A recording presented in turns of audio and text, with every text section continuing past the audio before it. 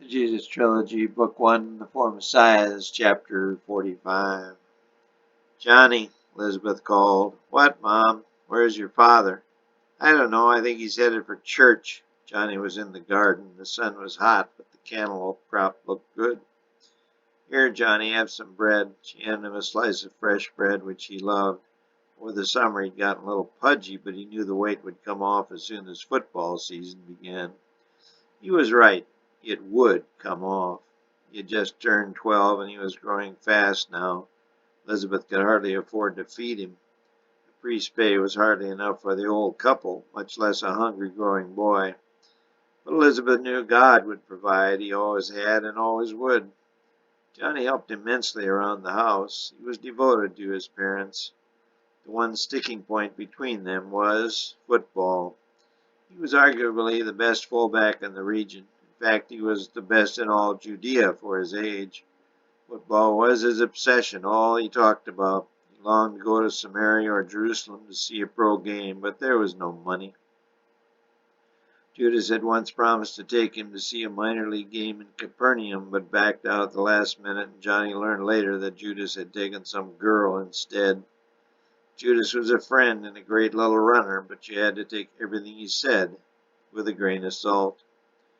Old Zach was nearly 83, and he'd had to give up being the high priest at his church when he was 80. He was still an assistant and occasionally filled in for the younger replacement. He still could deliver a good sermon. He had a gift for getting the congregation into it, as he put it, although his train of thought would occasionally wander off track, embarrassing Elizabeth and little Johnny. But the congregation still loved him. When these senior moments would occur, they would laugh. He would then realize it and get back on track. He still studied the scrolls diligently. He also followed the course of not only his son's life, but Jesus' life as well. He really believed the two boys were destined to be the messenger and the Messiah. Johnny, it's getting late. Would you see if you can find your father? I'm afraid he might have wandered off again. Old Zach had done so a couple times before. Once Johnny had found him sitting on a bench in the city center sleeping soundly.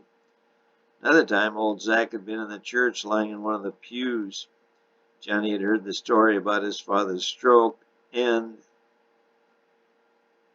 the his name is John story, but he had not been told of the messenger part. Johnny would first look in the church. Dad, he called as he opened the main sanctuary door and peered in. It squeaked as he'd opened further. He didn't see anyone. Dad, he called a little louder this time. Still no answer. Maybe he's not here, Johnny said to himself. He headed for the study where his father wrote and practiced his sermons. Zach was preaching that weekend, Johnny remembered. He opened the study door. Dad, he called, but a quick glance told him no one was in the room. There were a couple of scrolls open on the desk, Genesis and Isaiah. Underlined in red were the words, Make straight in the desert a highway for our God. Wonder what that means, Johnny said aloud. I'll tell you what that means, son. Johnny jumped about a foot. Dad, you scared me half to death. Where were you? I was just resting in a pew, Zach said, rubbing some sleep from his eyes. What's it mean? Johnny asked. What's what mean? The scroll, Johnny said irritatedly. He was used to his father's mind wandering off course, but although he tried to accept this irrational behavior, it still bugged him. Oh, yes, the scroll. Yes. Well, sit down, son, and I'll tell you a little story. Dad, we're supposed to get home. Mom is worried. She'll be fine. Now sit and listen. Johnny sat down dutifully in the chair beside the desk. Remember when I had that stroke just before you were born? Dad, I've heard this story 1,000 times. What does this mean? He pointed his finger at the underlined words. I'm getting there, Zach said. Johnny slumped back and sighed. Okay, let's get this over with. What? The story, Dad, the story, Johnny said, exasperated. Yes, well, there is a little more to the story. Well, by all means, tell me the rest. Zach either ignored the mocking or didn't recognize it. Johnny wasn't sure which. When I heard your mother was pregnant, I didn't believe it. Dad, the whole world knows about that. Now let's go. What I didn't tell you was that I had a vision before you were ever even conceived. Conceived? Well, to make someone pregnant, a man and a woman have to have relations, sex. I know, Dad, Johnny said, a little irritated and impatient to get his father home. Well, your mother was past childbearing years, and I was nearly so. Nearly so? Yes, a man loses his power of erection when he gets real old. At that time, I was already having some trouble. Really?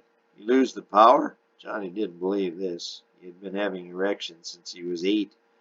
Never thought that wonderful part of being a man would end. His face softened. Yes, you lose the power. Most men do around 75, but there are some that never do. I'll be one of those, Johnny offered. Zach gave him a strange look. Well, one night I was sleeping and an angel awakened me. An angel? Really, Dad? Johnny said sarcastically. Just hear me out, son. Johnny sighed again, cynicism written all over his face. He told me that I would bear a son. He told me his name would be John. I know, I know. Zach ignored the interruption and went on. He said my son would be the messenger, the forerunner of the Messiah. He said he would be the voice crying in the wilderness, preparing the way for the Messiah, the promised one. I'm surprised he didn't tell you I was the Messiah, Dad. How can you expect me to believe such a cockamamie story? How on earth did you know it was an angel? Did he have wings? No. Well, he had fire in his eyes, a blue fire like the hottest part of the flame. I shall never forget it as long as I live. Johnny was still skeptical, but realized his father was serious. There was a tone in old Zach's voice that Johnny hadn't heard before. So then, why'd you lose your voice? Because I didn't believe him, Zach answered. So now I'm going to lose my voice, Johnny said, a smirk on his face. No, God will protect you. He has a big job for you, a big job, and I fear a dangerous one. Maybe I am the Messiah, the promised one, Johnny said in jest, but a small seed of possible truth was sown. He didn't know what to think, but one thing he did know. Johnny, he was going to be the best football player in the world. He would one day play in the big Jerusalem arena. He'd run for 200 yards and his team would win the championship. He had these dreams often, and his embellishments would get better each time. Lately he had envisioned his friends and himself as the stars, the 4 horsemen. They would be called such: Judas at halfback, Barabbas at quarterback, Jesus at flanker, and he the superstar, at fullback. No one could stop them. No one. Johnny, Johnny, let's go. Johnny's mind snapped back to alert. Seems you daydream a little bit too, son. Yeah, I guess I do. Zach put his arm around his son's shoulder and they walked out into the sunset.